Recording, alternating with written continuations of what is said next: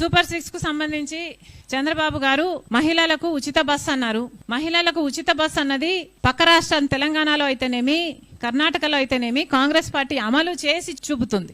మరి అలాంటి పథకానికి కూడా చంద్రబాబు గారు ఎన్ని సాకులు వెతుక్కుంటున్నారో చూడండి. కనీసం సంవత్సరం అయిపోయింది, ఇప్పటికీ కూడా ఉచిత బస్సు మొదలు కాలేదు. అది ఆగస్టు 15th కు చేస్తామంటున్నారు. ఎంత మటుకు అవుతుందో తెలియదు. ఒకవేళ చేసినా కూడా దాంట్లో కూడా మళ్ళీ మహిళలకు సంబంధించి ఇంటర్ డిస్ట్రిక్ట్ అయితే అది కవరేజ్ చేయము అంటున్నారు.